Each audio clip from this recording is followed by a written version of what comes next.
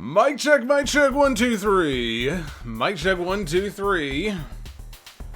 How's everybody doing tonight in the chat? Hope everybody's having a great Wednesday night. We're going to kick things off here in just a second, so stand by. And we will kick off a review for what was not the best episode of Dynamite. We'll get into all that here in a second. Stand by, guys.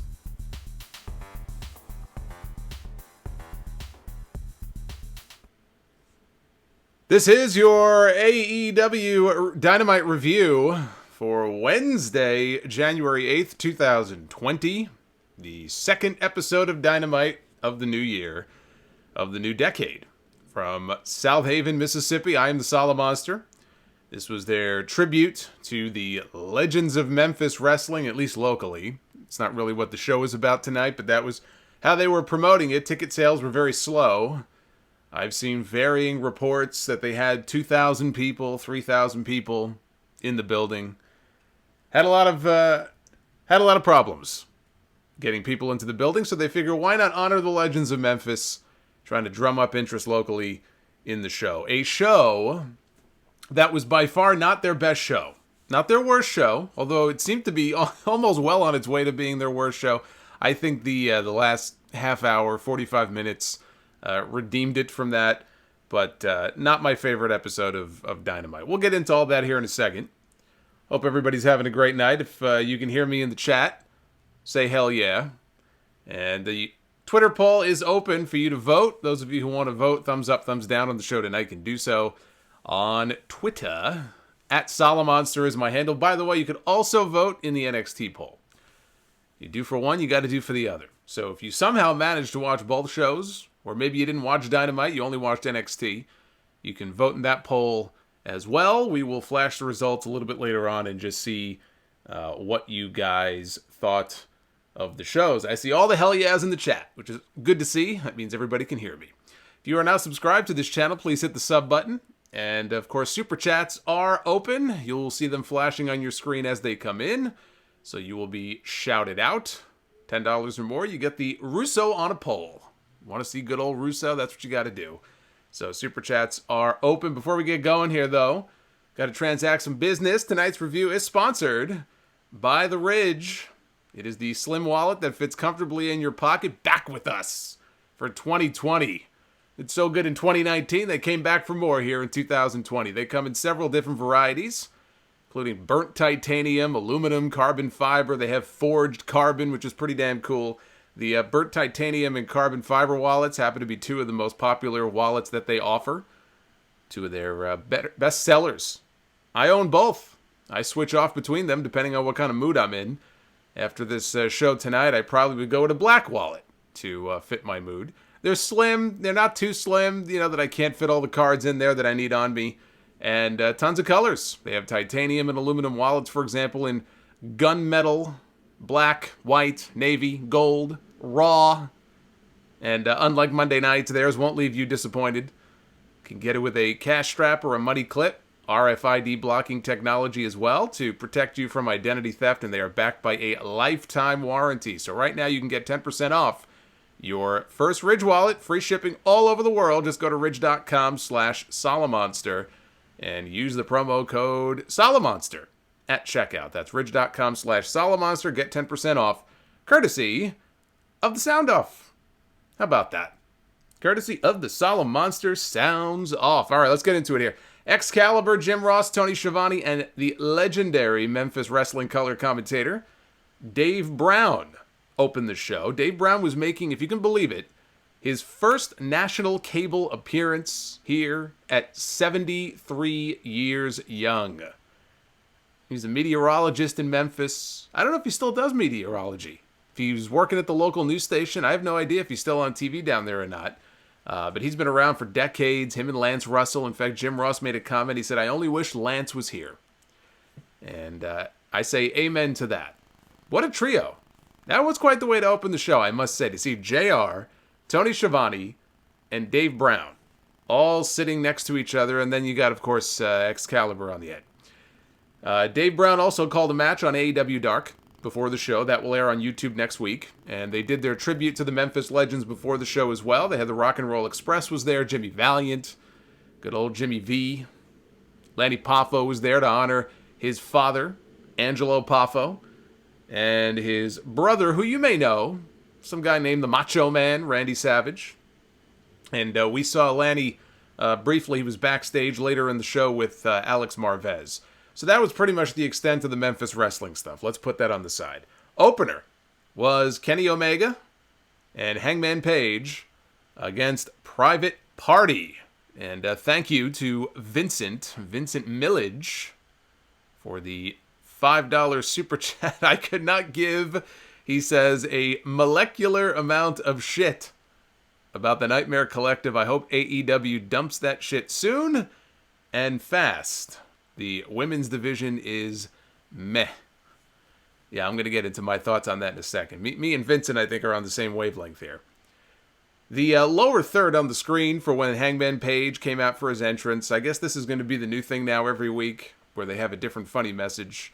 Last week, when he was doing color commentary, they had his name on the screen, and I neglected to mention this, but it said, has been drinking, which he had in fact been drinking. Well, here when he came out, it said, not going to pay Private Party that $12. That, of course, is in reference to the drink that he stole from Private Party at the bar backstage last week. Private Party claimed that it was a $12 drink. Clearly, they have not partied here in New York.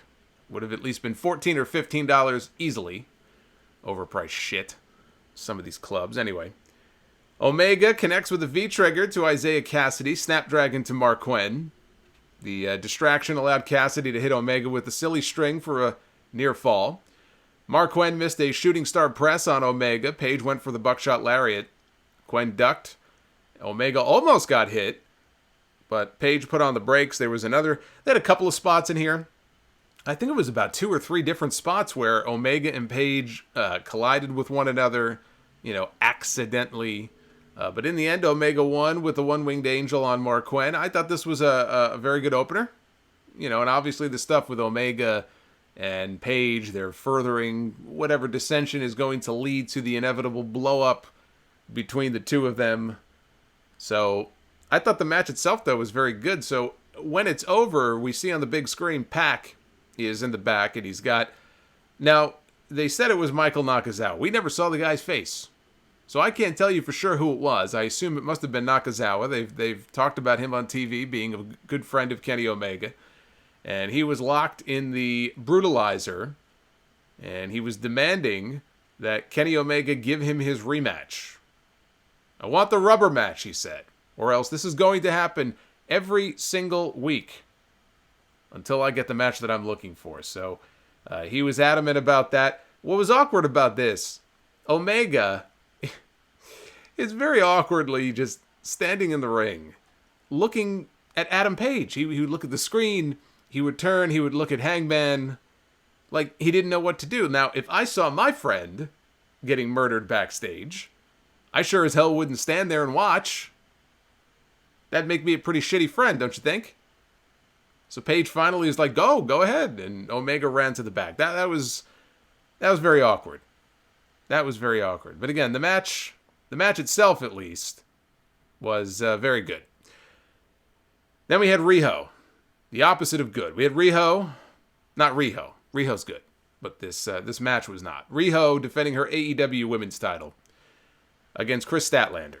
Now, this was a match that was originally supposed to take place last week. And Kris Statlander, she had better things to do. So they delayed the match by a week. They had a 4-way instead, which turned out to be a very good match. In fact, I thought it was one of the best women's matches, that I have seen yet on Dynamite, on any episode of Dynamite. So this was the makeup for what they had promised us last week. 2 very good wrestlers in Kris Statlander and Riho. I think people had expectations that they would go in there and have a very good match. I think people were looking forward to it as a match. Brandi Rhodes joined the announce team for this match, not because she wanted to be there. She said she would rather be taking a nap than be there for this match. And when they asked her, well, then why are you out here if you don't want to be here? She said, well, because you invited me. And then they showed Hikaru Shida in the crowd, Britt Baker looking on, and Jim Ross said Britt Baker looked totally disinterested in this match. I love the idea that all of these people could give two shits about this title match. Brandy says, I don't want to be here. I'd rather be taking a nap. Jim Ross says Britt Baker looks completely disinterested. Maybe I should change the channel. I don't know. Why do I care so much about this match? Everybody else seems to think this match is just not worth their time. I thought that was funny. So Brandy then, she's yelling at Excalibur for wearing a mask. Why do you wear a mask to do commentary? And she was wondering if he ever took the thing off to wash it. I can't say that that's not anything I've thought of before, but that's what she was wondering. Sean Turner, thank you for the $2 super chat. Is DDP a decade late? Like Austin. Well, DDP is timeless. He's turned back the hands of time with DDPY. There's another plug for him. He had a lot of those tonight. AMJ Everyday also, thank you for the $2 super chat. I think AEW should hire a writer, he says, for the women. Boy, wouldn't it be a surprise if they actually did. Maybe Brandy is writing this. Maybe Brandy Rhodes is writing all this stuff for the women. Maybe that explains it. So, this match, Riho and Kris Statlander, I'm sorry to say, was not very good. And it was not very good largely because the emphasis was not on the match. The emphasis was on the angle. This Nightmare Collective angle. And not the match itself. I think people were genuinely interested in seeing this match. They were not genuinely interested in watching this match for all of the Brandy Rhodes bullshit. And that had as much to do with anything as why this was a fail. Midway through, Awesome Kong and Melanie Cruz, they call her Mel, they walk down to the ring, get a closer look. Doesn't take them very long to get involved. Mel takes out Riho on the outside. Statlander takes Mel out with a suicide dive. She doesn't want their help. You remember, Statlander, the last we saw of her, she rebuffed Brandy, and she got popped in the eye with a high heel shoe. Apparently, she recovered quickly. All of a sudden, Luther appears from under the ring, or at least that's what Excalibur said. Jim Ross didn't seem to know what was going on. But Excalibur, he's always in the know, right? He knew about the Butcher. He knew about the Blade. And he knew here about Luther. That being Dr. Luther. You mentioned that Luther is a Japanese deathmatch legend. And he did wrestle for the old FMW promotion in Japan. He, for those who don't know, he is friends with Chris Jericho. They go back to their early days coming up in Canada together. Jericho has had him on his podcast before, if you were wondering who this man is.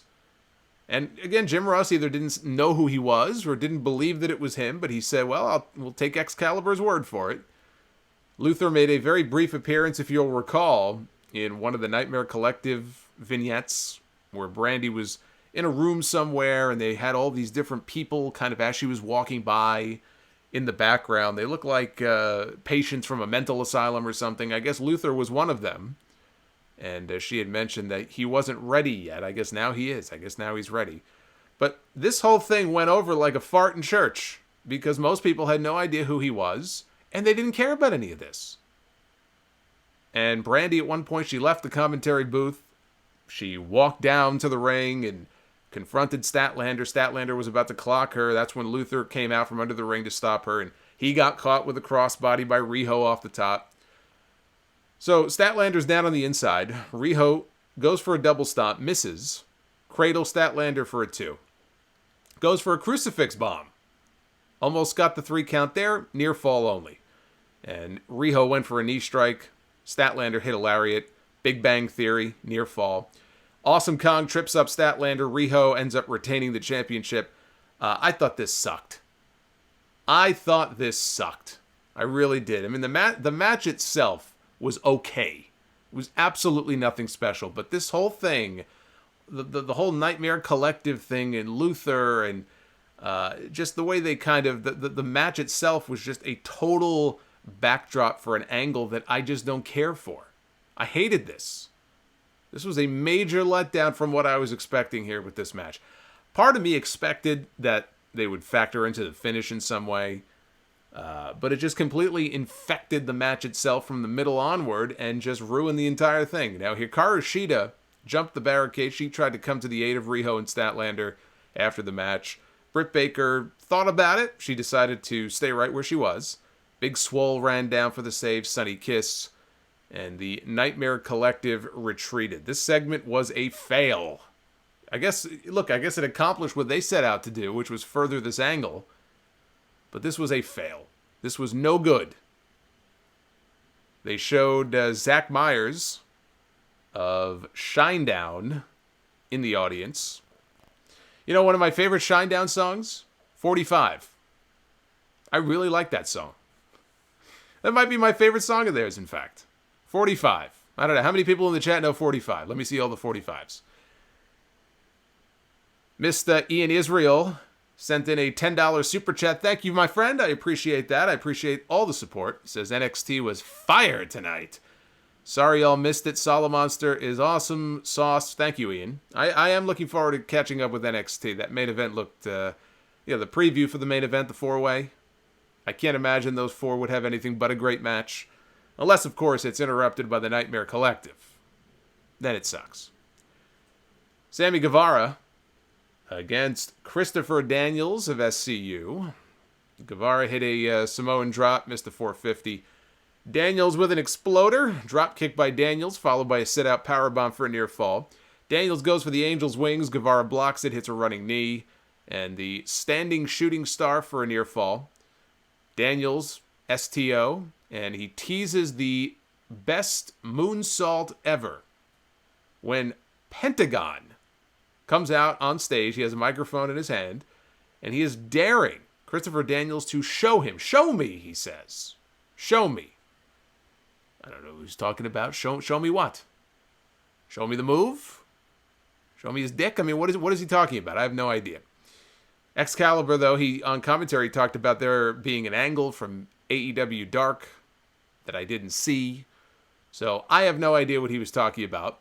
Meanwhile, Daniels is distracted by all of this. Sammy Guevara connects with a kick to the back of the head and gets the pin on Christopher Daniels.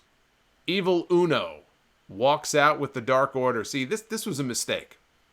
Now, I'm not the biggest fan of the Dark Order, although I appreciate the vignettes and their attempts at explaining certain things. So I think there's been effort made to make the Dark Order thing somewhat interesting. The Dark Order and the Nightmare Collective, they're too similar for me. It's just this dark aspect of both, and you do back-to-back segments with these two. You have the Nightmare Collective in one segment and the Dark Order in the next. You got to separate these two. You can't put them back to back like that. You can't do that. You can't put them back to back like that. But Evil Uno walks out. He's trying to recruit Daniels into the group, and he rebuffs their offer. So they attack him, and Frankie Kazarian comes out. Scorpio Sky comes out. The Young Bucks come out to make the save. They clear the ring. This was back-to-back angles I just didn't give a shit about. You know, maybe it's just me. This is not doing anything for me. The match itself was okay. You know, again, same as the segment before. It was just a backdrop for the angle after. Now, if it was a hot angle, a fun angle, I could excuse it. I can't say I'm into either one of these things. You know, and eventually we'll get some kind of a payoff with the Dark Order stuff. Obviously, there's some kind of higher power. Obviously, it's going somewhere. But I can't say that any of this excited me. So really, up to this point, outside of what I thought was a very good opener, I can't say that I was really impressed by this show.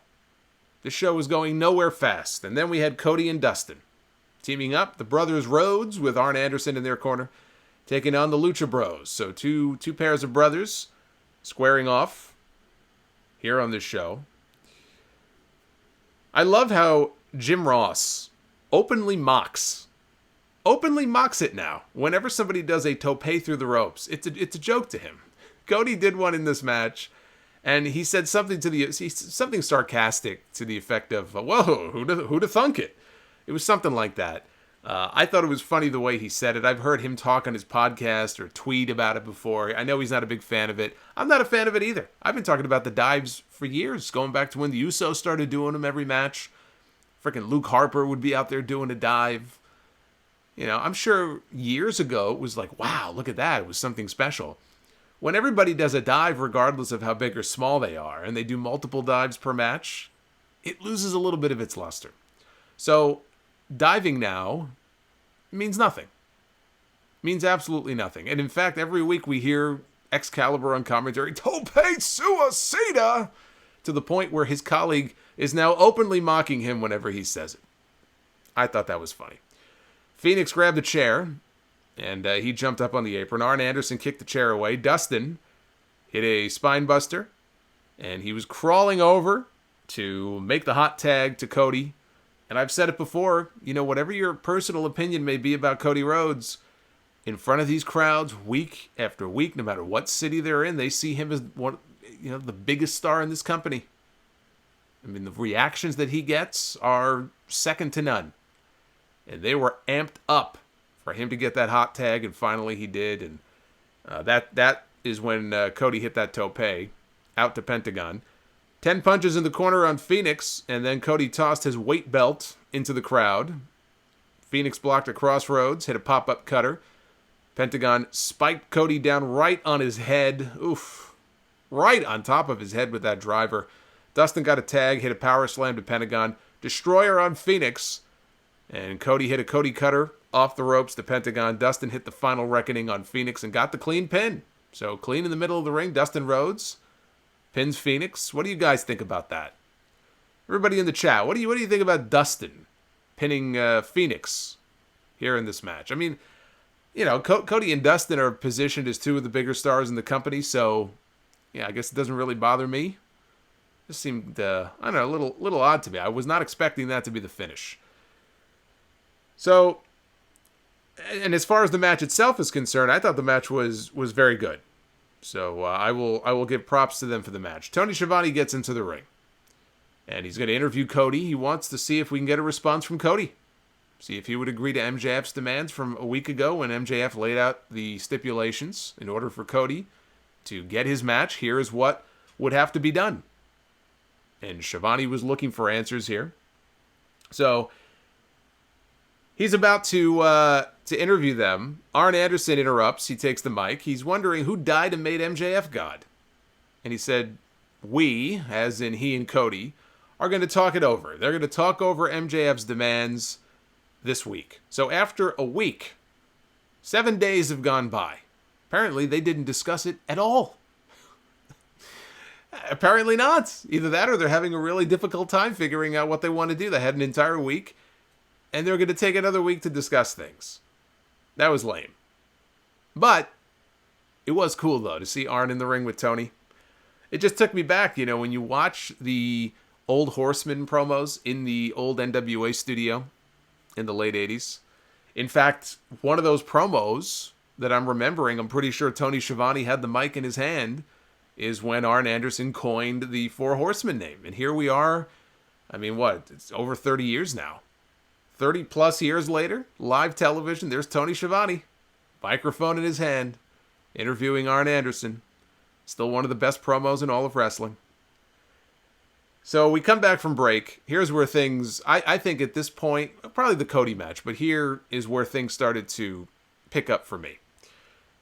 So we come back from break, and MJF is in the ring, and he's got Wardlow with him, and he's calling out Cody.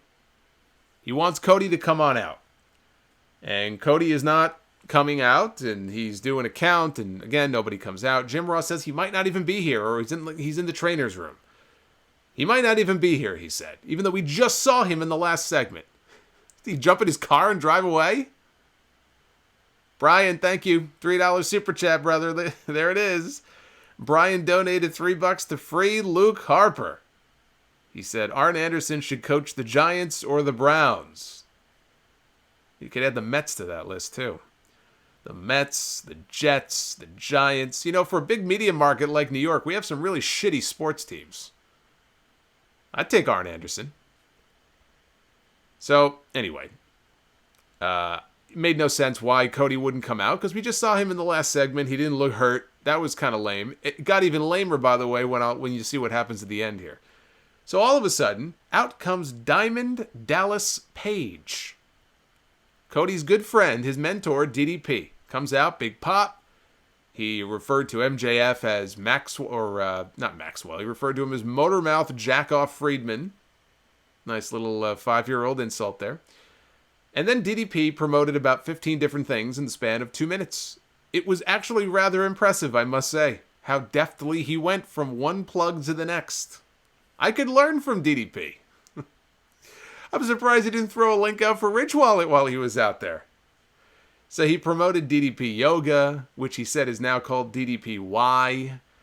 And the crowd started a yoga chant. Now, DDP was smiling. I've interviewed DDP twice on my show, right? He's great. He really is. He was always great to work with, and there was some other stuff I did with him a number of years ago around Jake, and so I got to know him a little bit, but I've also heard him do interviews and such.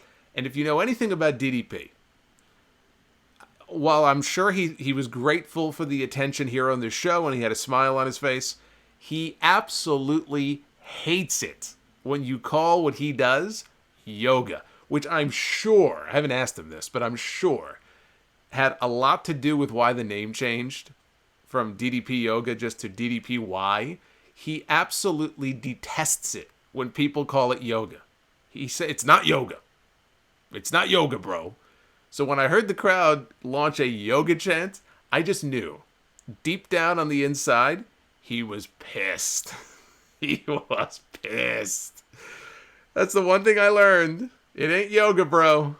It ain't yoga. Somebody didn't clue in this crowd here in Mississippi. No one told him that. But he plugged that. He plugged his Twitter handle. He plugged his Instagram handle. The absolute best part of this show was that throughout all of this, as he's going from plug to plug, the camera briefly showed MJF in the corner messing around on his phone. And he even tweeted from the ring, live as DDP was talking, 9:23 p.m. He said, "Will this old fart ever shut up?" Just give him all the titles. Just give it to him. Just give him every championship. We don't deserve MJF. Finally, MJF had heard enough. He said Dead was, he mentioned WCW.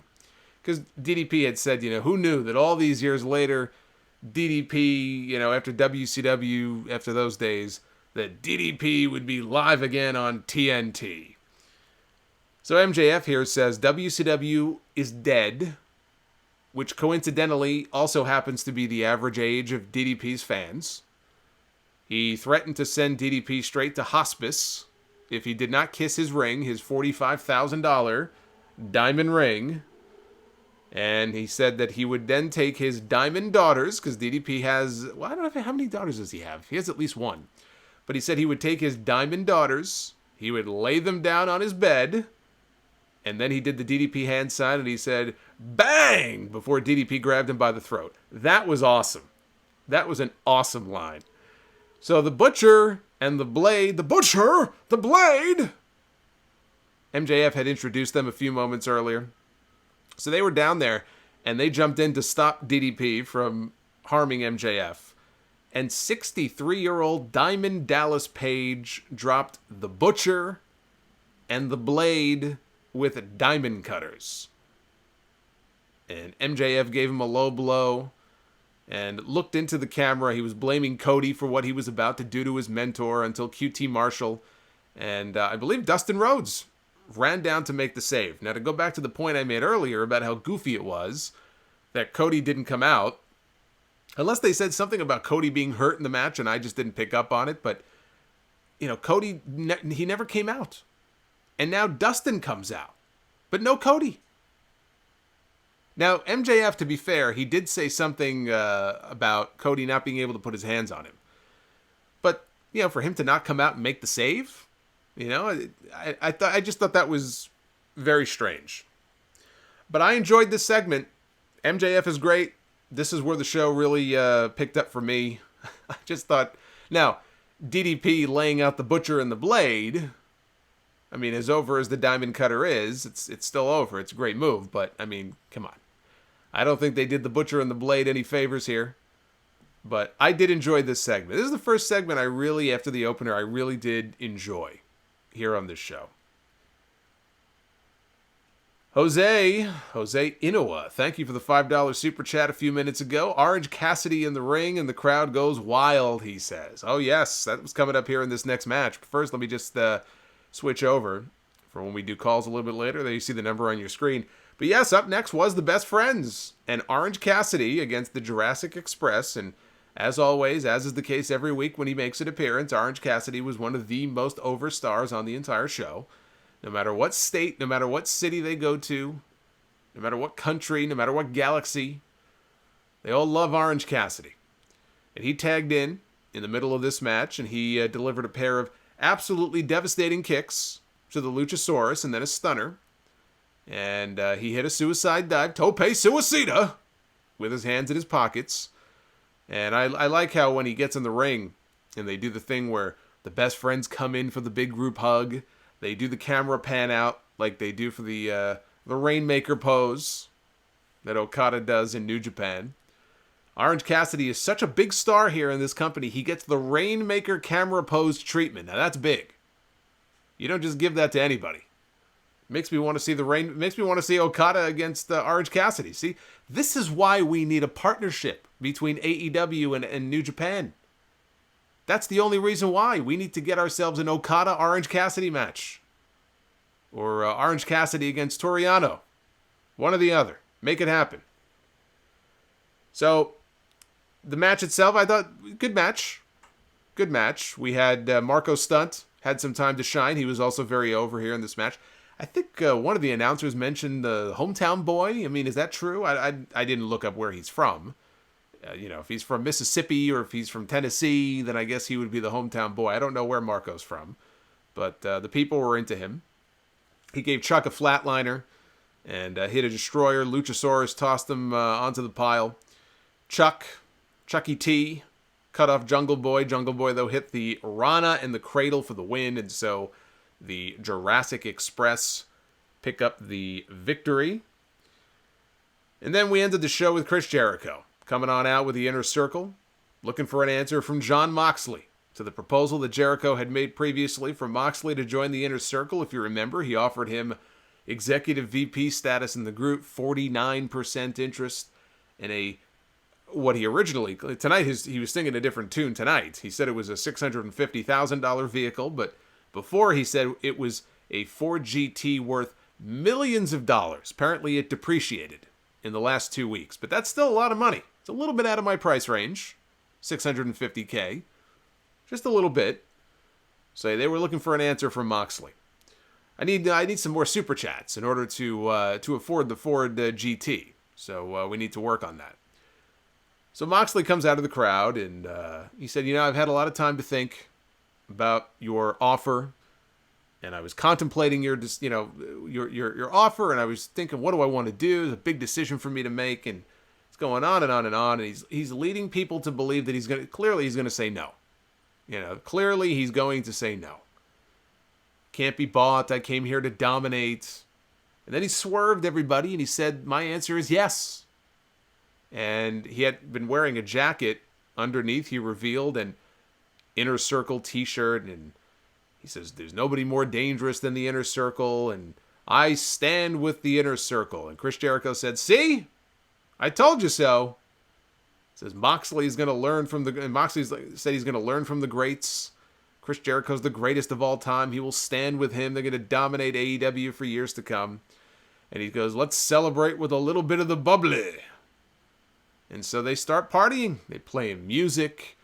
You got champagne just spraying everywhere. And Moxley says to Jericho, aren't you forgetting something? And Jericho says, oh yes. And he pulls out the car keys to the Ford GT. And Jericho in here, he gave Wrestle Kingdom a shout out. He pointed out that he and Moxley both won their matches at Wrestle Kingdom at the Tokyo Dome, which is true. Jericho beat Tanahashi. And Moxley won 2 matches at the Tokyo Dome. He won his U.S. title back from Lance Archer, and then he beat Juice Robinson. So the AEW guys were very successful at the Tokyo Dome last weekend. I'm hoping that even just the mere mention of this was something of an olive branch. I know that Jericho wants, he said as much after Wrestle Kingdom last weekend. He said, look, this is stupid. He goes, I'm a businessman. I think there's much to be gained by the two companies working together. People have to put their egos aside. See, Jericho knows the score. Jericho's not a dummy. He's a smart businessman. He knows the deal.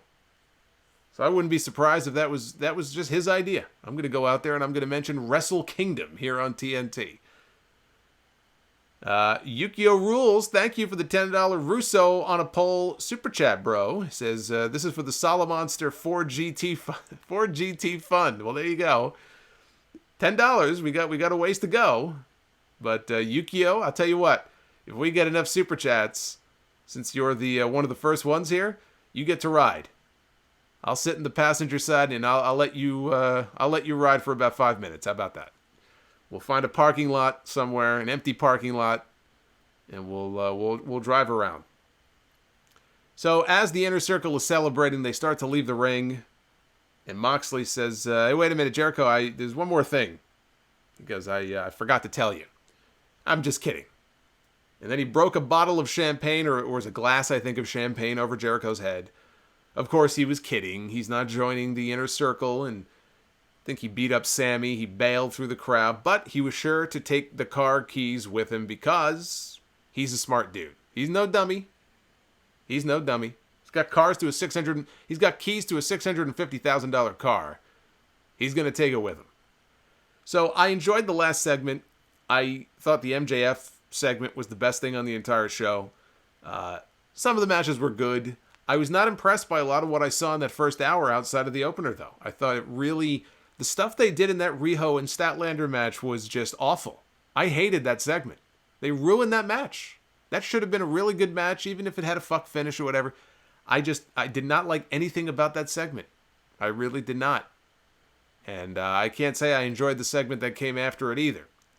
So those were the definite low points for me on this show, but it picked up enough at the end that I would say, I'd give this week's show, an average rating. Average to good at best. I would not go higher than that. Not only was this not my favorite episode of Dynamite, this might have been one of the ones I enjoyed the least. Outside of a few of the angles they did really in hour 2. I'm sorry to say. Bash at the Beach is next week. That is the Bash at the Beach episode of Dynamite with Pac taking on Darby Allin. Kris Statlander is going to be tagging with Riho to take on Awesome Kong and Mel. And Dustin Rhodes is going to be tagging with QT Marshall and Diamond Dallas Page. DDP. It seems kind of anticlimactic, doesn't it? I mean, DDP has not wrestled a match in how many years? It's been a while. And his big return is announced just almost in passing as part of a 6-man tag.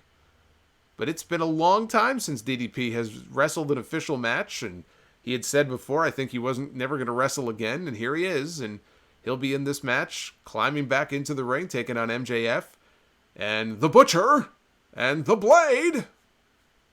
So that's the match next week. Then the week after that, they're taping Dynamite on the Tuesday before. So that is, what day is that? January 21st? Whatever that Tuesday is. They're taping Dynamite from aboard the Chris Jericho Rockin' Rager in the Bahamas with a match including Jericho, Santana, and Ortiz of the Inner Circle taking on the Jurassic Express. I will be on that cruise, so I'll probably be at the show. I have to find out what the protocol is and how this even works. If you have to get there early enough, or if you get shut out. I mean, I'm on the frickin' cruise, so it's the day that we dock in the Bahamas. It's the one day in the Bahamas that we have. So I think I just got an email today saying that it's recommended that everybody be back at the ship no later than 6 o'clock. Either 6 o'clock or 6:30. Because they're going to be taping Dynamite.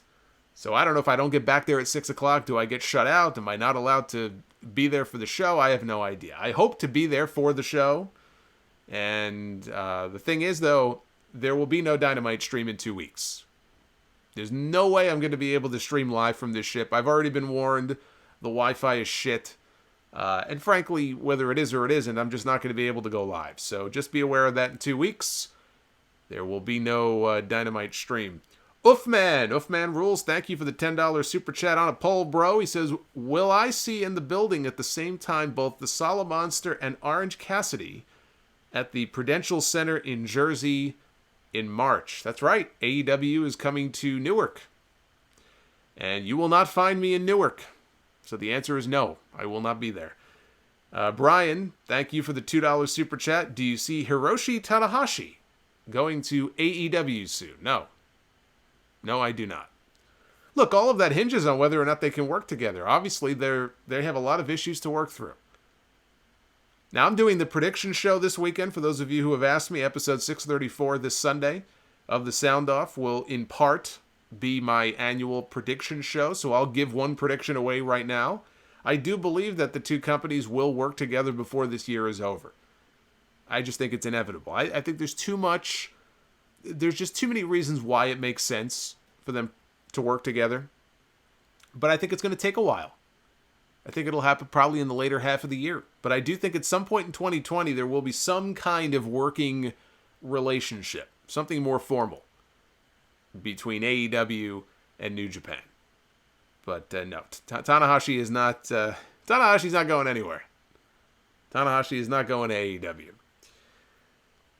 The phone number is on your screen right now. There you see it. 989-282-SOLO. 989-282-7656. Before we get to any of that, I'm very curious what people thought about this show this week, because I really did not think this was a great show.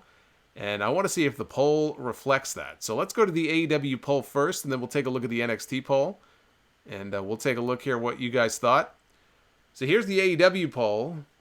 63.6% thumbs up to 36.4% thumbs down.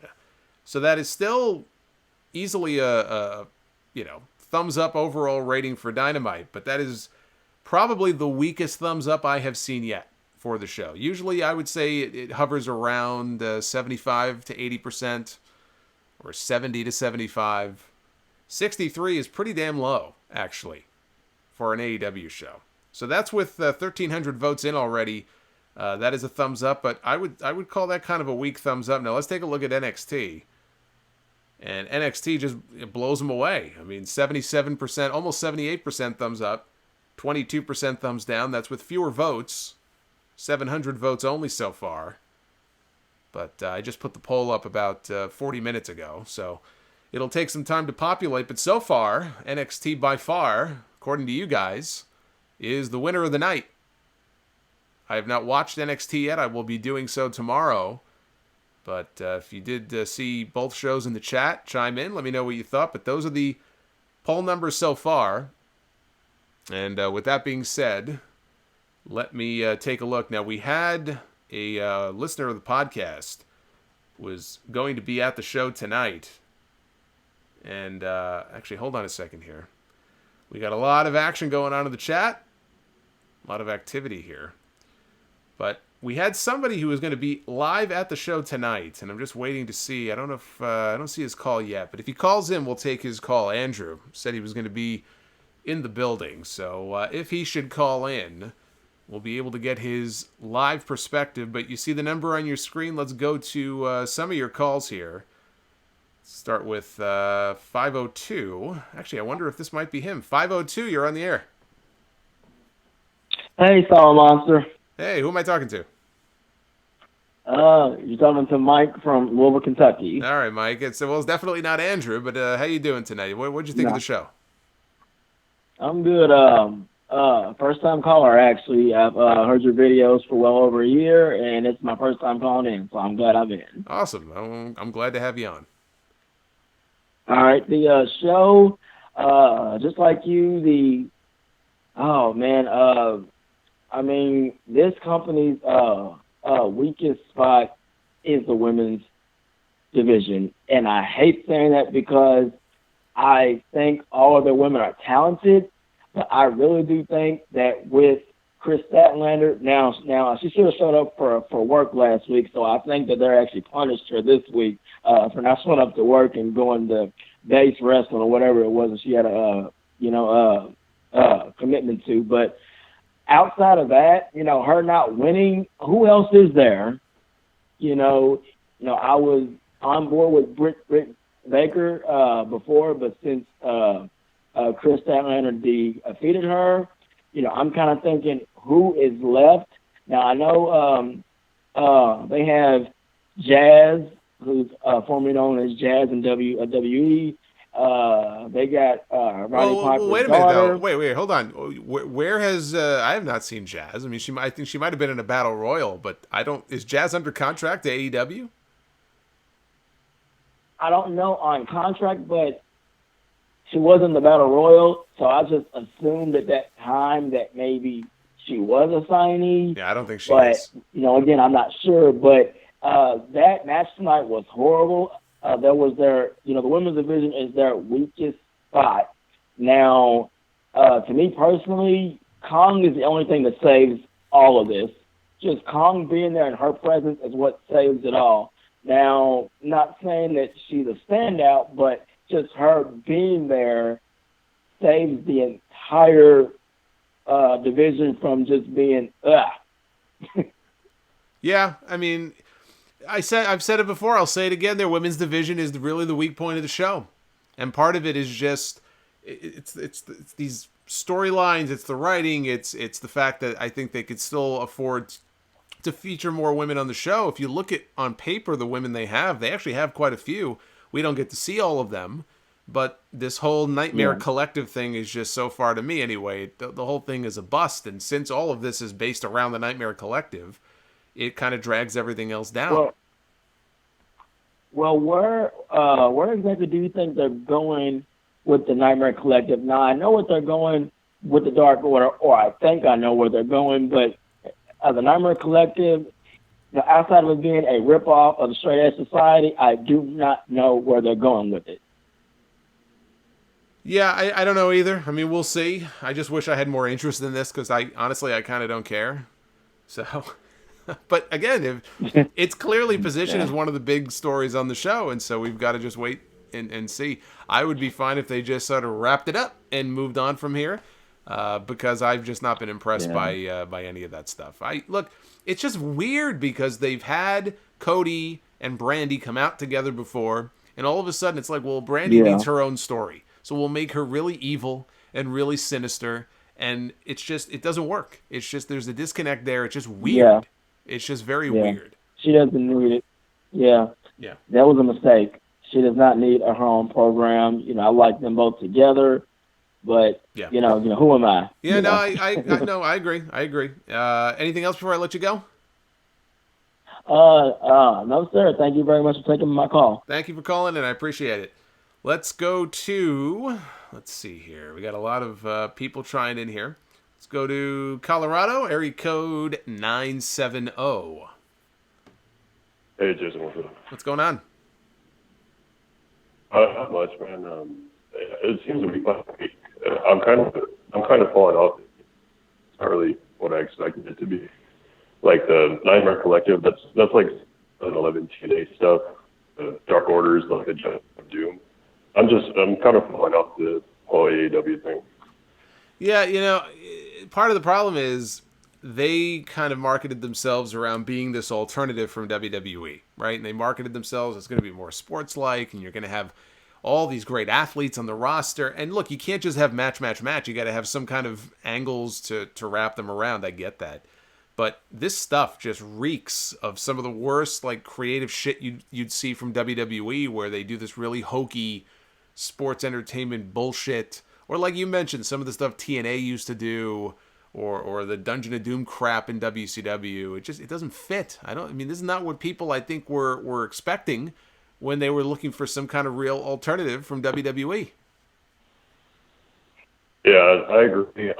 Just my question is, like the whatever their name is, the Nightmare Collective.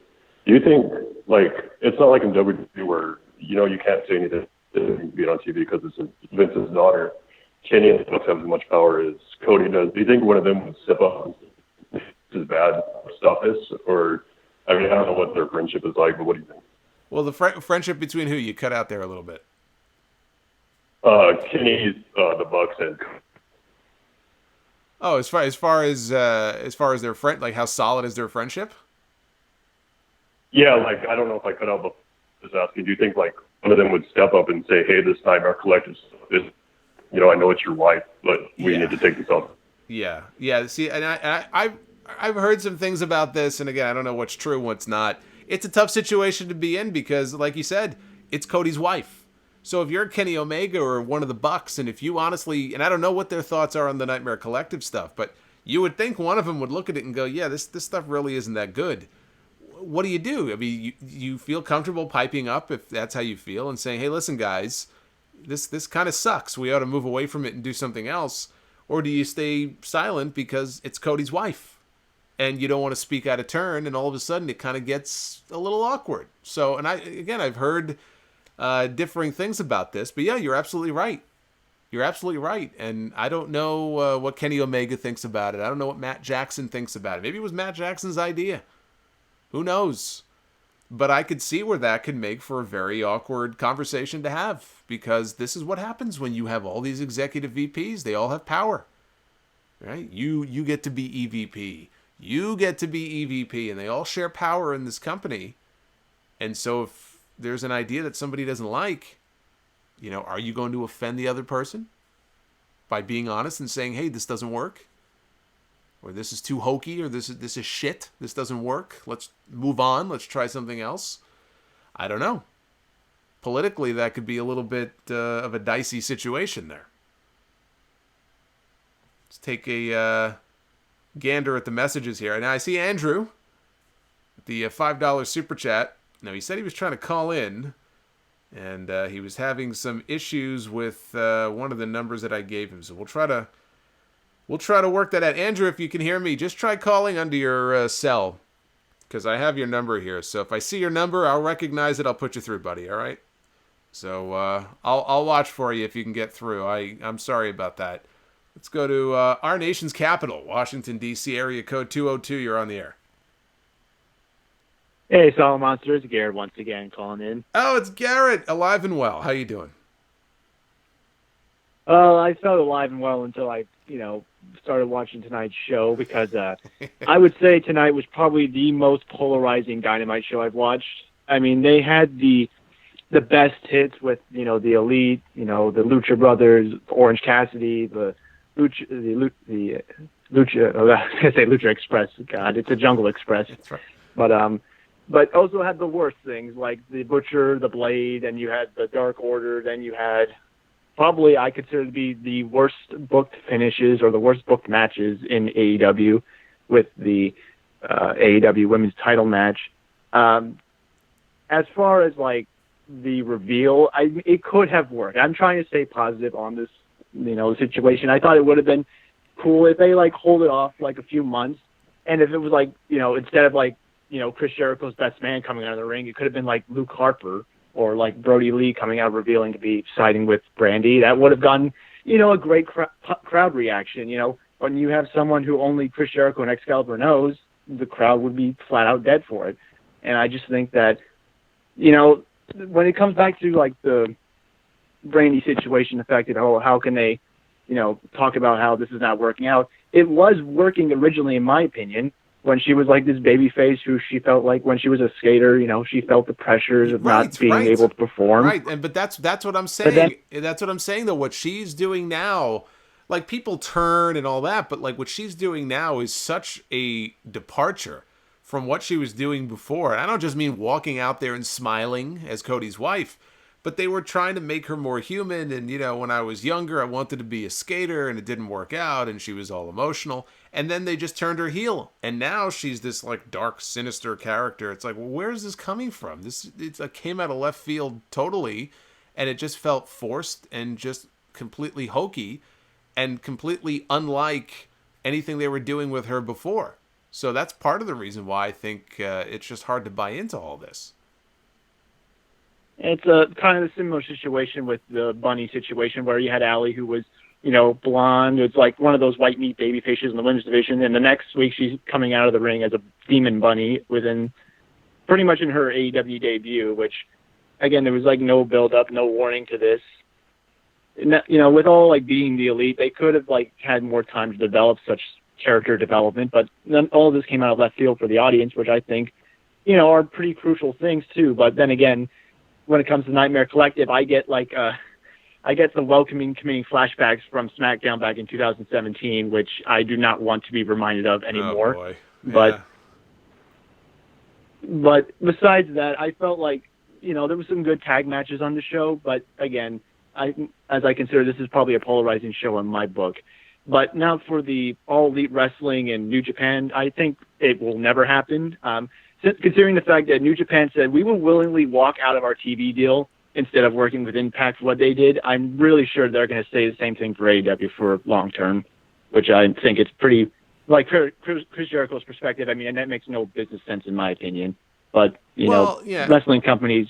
Yeah, but again, I don't know if I would say they willingly walked out of their television deal. I'm not sure that they, it seemed like that was a risk they were taking, I guess, but I'm not sure they knew or they thought that would happen just because it seemed like they thought they had another year.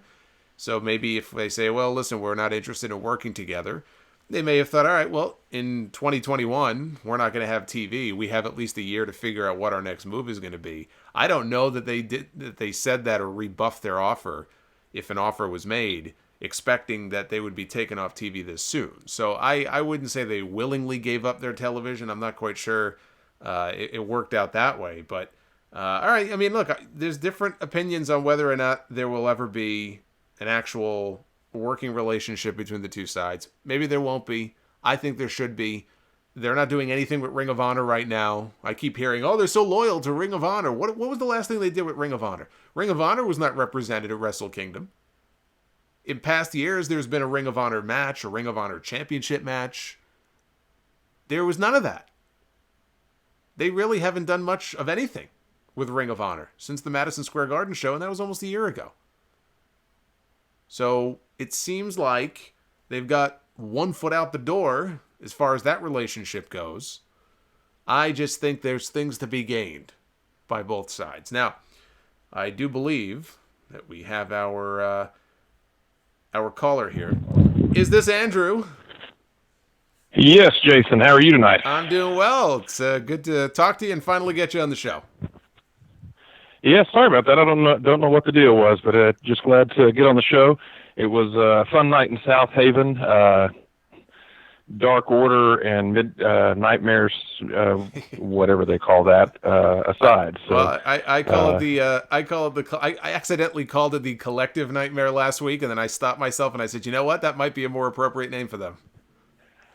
Yeah, it's just bad. They gotta hit the reset on that or do something, because it's just, as soon as they came out, the whole crowd just dropped. They wanted to see a title change tonight. I think everybody kind of thought, it's been a while, this might be a good night for a title change. And then when the Brandy's faction came out, the whole crowd just kind of dipped.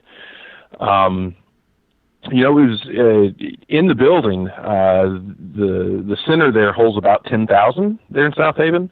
They had the whole upper deck was cordoned off, so they probably had 5,000 or so seats for sale, 4,000 to 5,000, and it was about 2/3 full downstairs in the Landers Center. Yeah, I had heard. But the crowd was. Yeah, I had heard different things. I've heard figures as low as 2,000. I've heard between 3,000 and 4,000, but it didn't seem like they filled up whatever seats were available there. No, and they, I didn't quite realize how expensive their TV tapings were. They had a lot of up close VIP seats that were anywhere from $400 to $700. Per seat, and it gave you all sorts of backstage access. I did not purchase one of those seats, but there it was a strong crowd in terms of like attitude and wanting to be into things. But it just, it was not, I think, what they probably wanted loading up the show, the pre-show with all the legends there from Memphis. We'll talk a little bit about that because we didn't get to see that on the show. So apparently before the show went on the air, I think they had Dave Brown calling one of the matches on AEW Dark, and apparently they did whatever kind of Memphis tribute stuff they had planned, I think, with the Rock and Roll Express and Jimmy Valiant. That happened, I think, during Dark. So what happened there? It happened about. It started about 30 minutes before the show started. There was a brief dark match before I got there. I missed that, but they were announcing all the names. There was Jimmy Valiant and the Rock and Roll Express and several others, and one of the Profos. And so there was a lot of that, and the crowd was popping for that especially. And they showed them regularly, even when the TV feed went to break. They would put them up on the screen. They would look at them a little bit, and there was 2 or 3 moments when people came out that, of course, they walked up to them, particularly the Rock and Roll Express, and made sure to. I think MJF flipped them off at one point there. But so they did try to hype it up, and also here right around Memphis last 2 days, Cody and Brandy have been everywhere, and so have the Young Bucks. The Young Bucks super kicked a T-Wolves fan at the Grizzlies game last night. Brandy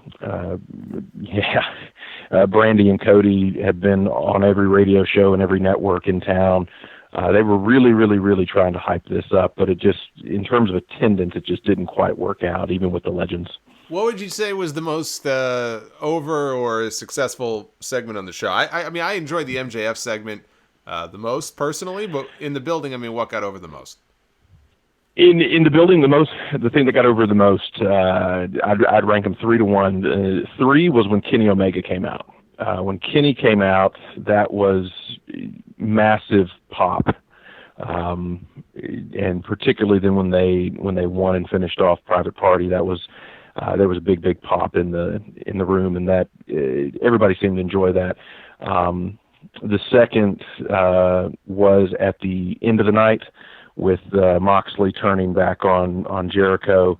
That got a big pop, but the entrance and everything for Cody had, as you said earlier, it had the biggest of the night there in the building too. It was just noticeably bigger than anything else throughout the evening. Cool. So any other, I'd say, key observations from the show tonight to kind of just summarize? I mean, overall, your experience. I mean, I assume this was your first AEW event, and so what did you think? Or maybe it wasn't, but what did you think overall of the show?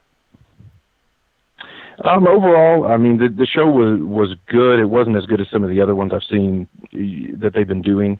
I think they were weighted down by those 2 more dark segments, and you know, it just slowed the show down and didn't feel right. I will say this. We're also spoiled, as much as sometimes we complain about it. We're also spoiled by the production value of WWE, and their production value. I can't speak to the sound over TV tonight, but their production value is very good, and it was they were on point with everything. I've been to other events there at Landers Center, and this was very, very well done, and they had their stuff together. I mean, in terms of their producing and in terms of their design. I'm looking forward to going to another show. I'll be curious to see how they continue to do. But I do hope they do a little bit more drawing interest, because as fun as the show was for the most part, it was pretty much hardcore fans. I did see some kids, but it was mostly people my age in their 30s or older. I think that's a good thing in terms of them helping build revenue, but not necessarily a good thing long term in building a broader fan base. Yeah, I would agree. And I wonder, again, part of that was the real push these last couple of weeks was the Legends of Memphis Wrestling. And so that's going to attract an older audience. I mean, really, if you think about it, they're targeting people in their 40s and 50s and older, for something like that. So well, and the Legend of Memphis Wrestling, both of those who are still living were not there, neither Jerry Lawler nor the Honky Tonk Man. So, so it's kind of Legends of Memphis Wrestling minus probably the 2 living most famous ones, who are still signed with WWE. So. Now, would Honky really? I mean, you would probably know better because you're closer to that area than I am. But I mean, is he really considered that big of a Memphis wrestling legend? I mean, do you think everybody in this area would know him and would come out for him? He's a very big deal. Not as big as Jerry Lawler is, nor as big as Jackie Fargo was, but yeah, Lawler and Honky Tonk, would have popped probably a little bit bigger of a crowd. Awesome. Well, thank you. Lawler sorry about that. Okay. And Lawler every couple of years will come to the Grizzlies games and do various things and do little spots. Oh yeah, the crowd always just goes crazy. I've seen footage of Lawler giving a pile driver to the mascot. Yeah, it's crazy. Yeah, I mean, he's obviously very revered down there. I don't know if it's still open or not. I know he had a restaurant, I think, on Beale Street or something, and he does. Yeah, people see him in town driving his Batmobile around from time to time. I mean, he's Teflon down there. Yeah. But no, it was a good show overall. But you're right. I mean, those two segments in the middle just dragged the whole thing down and really kind of soured a lot of the show. So awesome. Always good to get the live perspective. So I know you and I talked. I was going to try to get you on. I'm glad you were able to. I don't know what happened with the pin code or whatever, but I took down your cell number just in case, because I thought if something happens, at least I'll be able to recognize the numbers. So I'm glad you're able to get through. Well, I appreciate it, and thank you for taking my call tonight, Jason. All right, always love listening to the Sound Off, and you do a lot of good work. Thank you, brother. I appreciate it. All right, bye. Take care. So that was Andrew. He was at the show tonight. As I said to him, always good to get the live perspective. It pretty much is in line with what I was talking about in terms of the crowd reaction to some of those segments. And the whole Legends of Memphis thing was, it was a marketing thing because they just weren't selling tickets. I mean, this has been the story now for a few weeks. They were really having trouble selling tickets in that area. And this was their way of trying to do that. And I'm sure they sold some extra tickets, but it doesn't sound like they had one of their bigger crowds there tonight. Let's go to, is this Ian, 803? Hi. Yes, it is. How are you? You see, you didn't think I saw your message in the chat, but I did. Definitely appreciate it. Thank you for taking me and having me on tonight. I'm happy to have you here. So what did you think of this Dynamite show tonight? A very decent show. I fall into that 18 to 40 demographic. I'm a 21 college student here at USC. It's been a show that I definitely wanted to give a shot, and it started off really strong tonight. Strong opener with Kenny Omega, Hangman Page versus Private Party. I'm a huge Private Party mark. Anytime I see those guys in the ring, I'm always happy to, just root for those guys. A very strong opener and a very strong closing. Just a lot of weak filler stuff in between. Believe it or not, I don't mind the Butcher and the Blade too much. Kind of interesting to see what they did with Diamond Dallas Page, but so I guess going off of what some people said earlier with the women stuff with Riho and Statlander, I'm not in too big of a rush to see the title come off of Riho. I believe she should have kind of been in that David versus Goliath role with, Riho versus, Nyla Rose.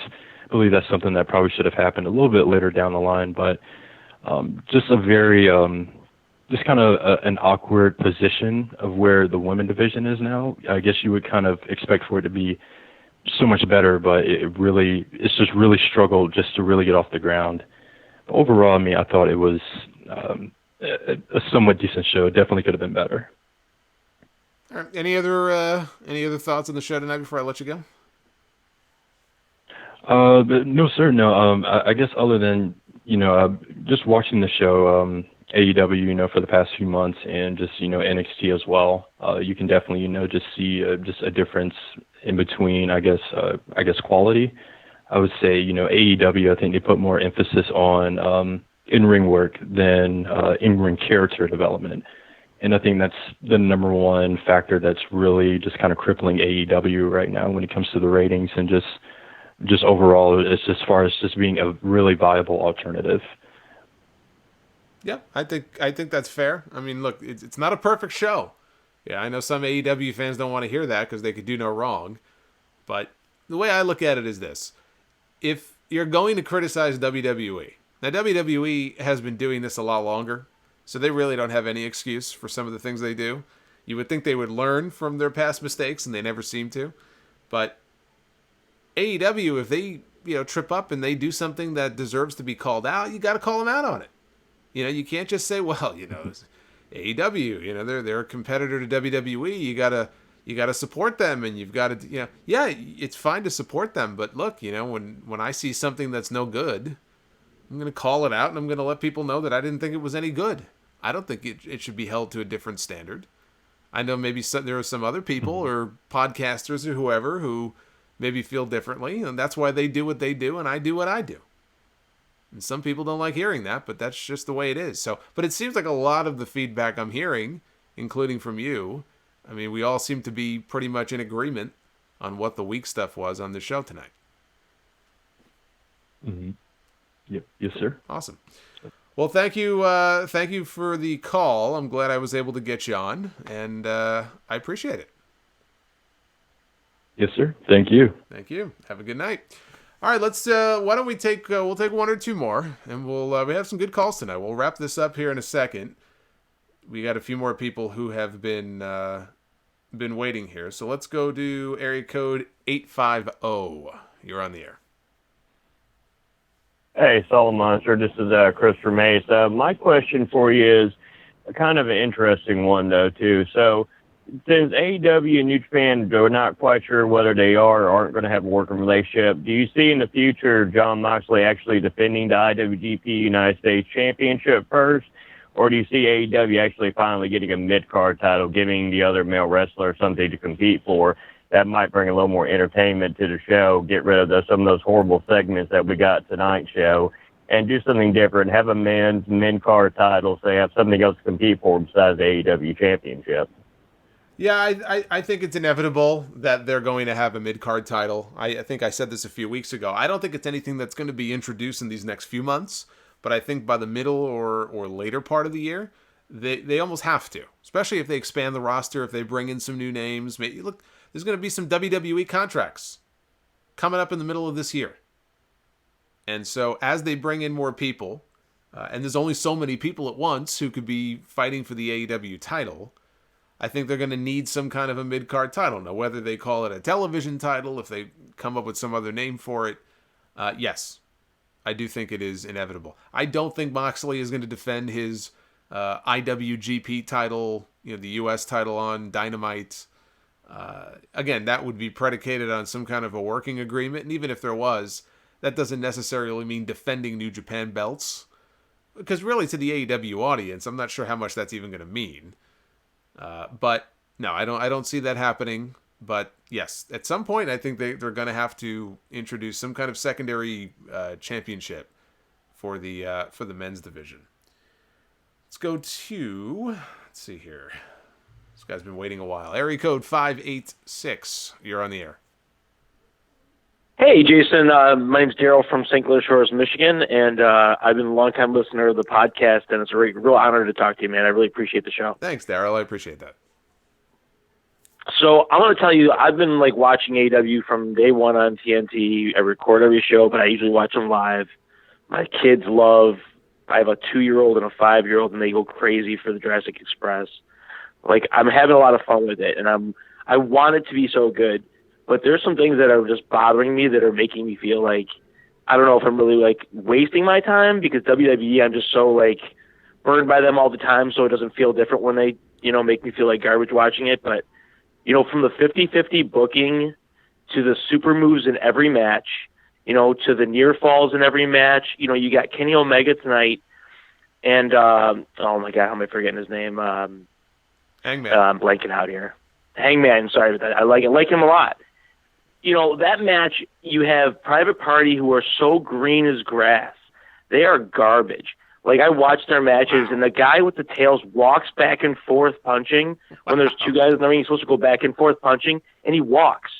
It's embarrassing. Everything has a 5-minute setup, and Kenny Omega stood there one time and just stared at him while they were setting up one of their flips. And I'm just these guys, they go toe-to-toe with two guys who I'm supposed to believe are your top guys. Like, everyone's having, like, matches with loser mid-carders, and they're having 50-50 matches with these people. Like, it's got to stop with your top guys. Like, and like, Britt Baker's a perfect example where, you know, you have someone who I'm supposed to believe is going to be a top girl, you know, top guys for the girls. She comes in with a lot. She goes to the finals in the tournament. And then she's losing every week to these rando people who you meet for the first time. And you're using her as the fodder? Like, Cody does not know how to run a wrestling company. Like, I'm sorry. Like, there's a lot of garbage on AEW right now. Like, there's no reason for anyone who doesn't know these guys prior to have any idea who the best people are unless they have a belt. Well, I will say this, and it's just like WWE. Well, let me cut you off. So I will say Sorry, this. I'm a little long-winded. I apologize. No, that's fine. But the Kenny Omega point. Kenny Omega, I don't know that anybody could disagree with this. So some people might. Kenny Omega is not a bigger star now than he was a year ago. So a year ago, I guess a year ago he had just lost the IWGP title, and there was a lot of question about what's he going to do. Is he going to go to WWE because they made him an offer? Is he going to sign with AEW? And it was around this time that the announcement was made. Actually, I think it was the beginning of February, that he was going to go to All Elite. And it's been a year, just about. He is not as big. I was actually really happy, too, about that. Yeah, well, look, a lot of people were worried about what would happen if he signed with WWE. Don't go there. A lot of people felt that way.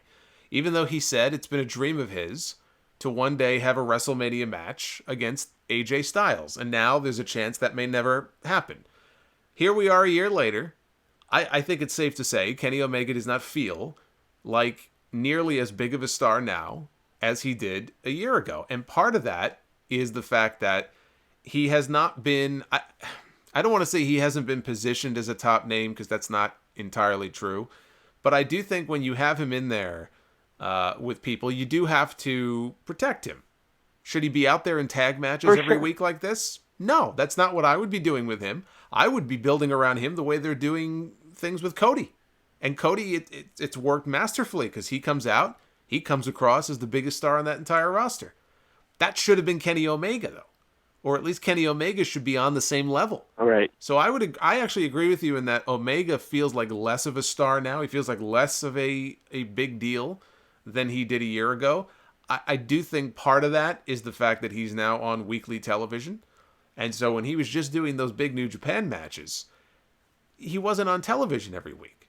There is something to be said about the Brock Lesnar stuff, where when you're not around every week, there's a reason why Brock still, you know, some people may say he's not as special, but when Brock comes out, there's still a specialness about him. And the biggest reason for that, there's two reasons. Number one, he never loses. Number two, he's almost never there. So, of course, he's going to feel special. Omega should have some of that aura. He really doesn't. And I agree with you. At least on him. I would not say Private Party is not garbage. I do agree with you that they are still very green. They're still very new to the business. They're still very young. I called, it's apparent. Yeah, well, look, I don't know them well. I don't know them a lot on a personal level. I met them a few times, in House of Glory, which is really where they came up. So I got to call some of their early matches and stuff, and they were standouts from day one. But they still are relatively inexperienced. They're not the only ones I've seen do this before, where they're setting up a move and the other guy just stands there and waits. I hate that too, but they're not the only ones that do that. So I wouldn't put that all on them. I just think garbage is a little hard. I get the bigger point. It's my personal opinion. No, I agree, but I see the bigger point that you're making. I could see why that would bother you. Yeah, I mean, it's just like with the way Jim Ross talks about the topes. I love that, that was brought up because, it's just, if every match is a when I go to a Ring of Honor house show and every match is like a 25-minute, everyone's kicking out of finishers and everything is a super move and nothing, every match is the same tone. And I just really don't see how they're differentiating themselves from WWE, and it's just been a bummer, and I'm really rooting for them. I honestly am. Truly, I'm not complaining just to be a prick. There's tons of good stuff. I just, I don't want to bore you with it. So no, that's fine. look, everybody's got different opinions on these things. I think some of that is valid. The thing about Omega is what stands out to me. We were so used to seeing him have these special matches every few months against these elite caliber, no pun intended, these elite caliber wrestlers that they had over there in New Japan. And then Like those cool outfits. Yeah, the unique entrances. He had a lot of like he had a lot of moxie in his outfits and his when he came out, he held his arm out with the gun. Like it's all gone. Yeah. Now there was a specialness about him that they're gonna have to work to get that back, and maybe this year it'll happen because I think things are set up where if Moxley were to win the championship, he beat Omega in their last match. I wouldn't do it right away, but maybe around All Out in August, they can come back. They can build Omega back up to that level. He could win the championship since Cody in storyline can't wrestle for the title. I think that you build up Omega and get him back to that level because right now, yeah, I hope so. It's just there's something missing there, and doing tag team matches every week I don't think helps. Yeah, and they can get the rules on those tag matches where, like, I don't understand, by the way, how people just get to go in, do a move, the other guy can't come in, and then he walks out. It's, like, weird. They don't tag to do it. Like, there's a lot of weirdness going on with these tag matches. They got to clean it up really quickly because it just looks like a mess, but anyway. Thank you for the there's call, a lot brother. to like. Sorry for being so negative. So thanks a lot, man. I hope you have a great night, sir. That's fine. You too, my friend. No, believe me, you don't have to apologize. That's fine. And you take care. All right, you too. Now, look, it's good. It's good to have this. I wouldn't call Private Party garbage. I think that's going too far. But yeah, the other stuff, he makes valid points. He makes some valid points. And the thing about Omega has stood out to me a lot recently. When he comes out, people cheer for him. It's not like he's a jobber or anything like that. And somebody in the chat before said, well, he's doing what he wants to do. He has the power and the freedom now to do what he loves to do. So if this is what he's doing, maybe it's his idea. I'm not saying it's not his idea. I'm sure he has more freedom in AEW than he would have if he signed with Vince McMahon last year. And, he's had a hand in bringing in some of the Joshi wrestlers and, the relationship he has with Riho and all that. So maybe he's as happy as he's ever been and he's living his best life. I don't know. All I'm saying is the perception of him from this fan watching him on TV is very different now than it would have been a year ago when he was the champion or fighting for the title in New Japan, having these unbelievable matches with Okada and Tanahashi and not just those two either, Ibushi and all these other people that he was matched up with and in the G1. It's just different. Now he's on television every week and now he's wrestling in tag team matches and it's just different. He just doesn't feel as big, I think, as he should. But they have time to change that, right? He's not in the title picture right now. He's got his little side angle going on with Hangman Page. They're doing the tag team thing. He's doing tag matches with the Young Bucks. He's kind of phased out of the picture right now to put more focus on what's going on with Jericho and Moxley. But you got to be careful here. And even Jericho's a very selfless person when it comes to the way that he has put over other people in his career. The Rock was like that. The Rock was a huge star, and The Rock, I would even say The Rock probably lost more than he should have. There was a certain selflessness about him that clearly there were other people on that roster in WWE who were a lot more selfish than people like Rock and Jericho or Foley, who wanted to help put other people over. Jericho, every time Jericho would come back in WWE, he was putting other people over. And then he knew enough to say, listen, I got to win some matches too. I can go to WrestleMania and lose the fucking Fandango if you want me to. What a flop that turned out to be. But he was smart enough to say, look, I got to win some matches here too. You can't just have me losing all the time. Because then what the hell does it mean? What is wrestling Chris Jericho or beating Chris Jericho even mean if people like Fandango are going in there and they're beating me? Maybe Omega needs to be a little more selfish and a little less selfless. That's all I'm saying. Let's wrap things up here. There's some good calls tonight. Maybe the best night of calls we've had yet. So thank you for everybody who did call in, everybody who's been knocking it out of the park in the chat. All the activity we've had in there all night. It's been a lot of fun. Next week is the Bash at the Beach edition of Dynamite. I'll be back for a live stream. No live stream in 2 weeks because I'll be on the boat with Jericho. Now, they had a cruise last year. I didn't go on it, but I'm very curious because there's going to be a bar, right? There's going to be probably, I don't know if it's open bar for the wrestlers or not. I know it's not for us. Should take a look at some of these friggin' drink packages, but it'd be interesting if there's some drunk wrestlers running around this boat. If I have any interesting stories to tell when I get back from this cruise. I am most interested to see what is going to be happening on this ship. On the other hand, I'm also a little concerned because I'm going to be trapped for a week on a boat with a bunch of wrestling fans. So that could be really, really good or really, really bad. I don't know. Brian, thank you for the $2 super chat. Will AEW introduce the 6-man tag team title? You know what? Part of me wants to say it wouldn't be a bad idea if they insist on having so many 6-man tags, but then you got to make a choice. You can't have an individual singles secondary title and 6-man titles. That's too much. So one or the other. Either have 6-man titles or you have a secondary championship. I would not do both. So that's a decision for them to make. Let's take one last look at the poll here. AEW poll. 63 up, 37 down.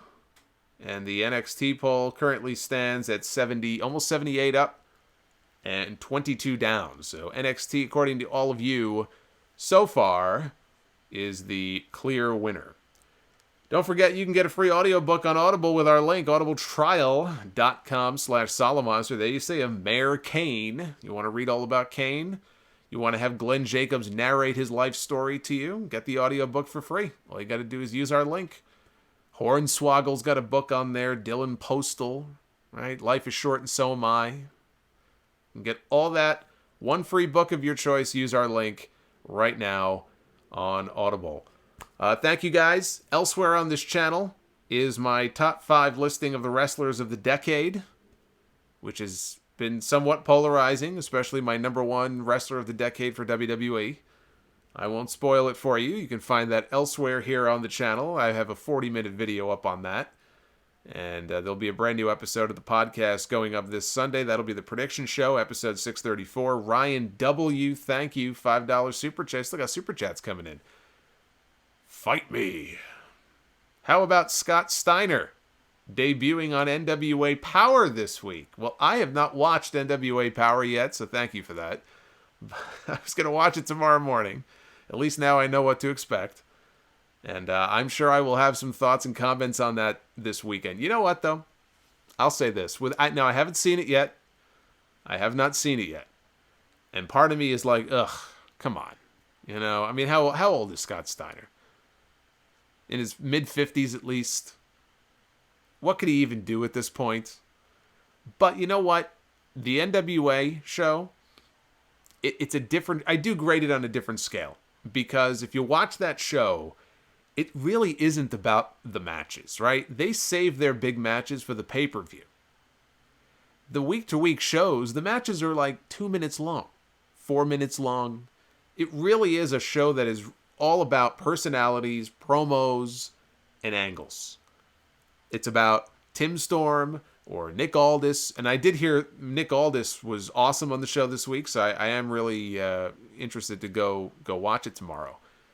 That's really what the show is about. It's in that studio setting. Part of me thinks Scott Steiner in a studio setting on the microphone sounds fucking awesome. So I am very curious to see what kind of role he plays on the show. I don't need to see Scott Steiner in the ring wrestling at all. But if they want to trot him out there with Dave Marquez or Joe Galli or whoever and just put a microphone in his hand, how can I hate on that? How can I hate on that? That sounds awesome. That sounds exactly like the role that I would want Scott Steiner to have. Stay out of the ring and just cut promos all the time. So I might have some praise for this, depending on what they have him doing. So I'll have my NWA Power thoughts on Sunday as well. All the more reason to tune into the podcast. Give this video a thumbs up. Thank you, everybody, for tuning in. Appreciate all your love and support. And I will see you for a brand new episode of The Sound Off this weekend. Until then, take care, guys.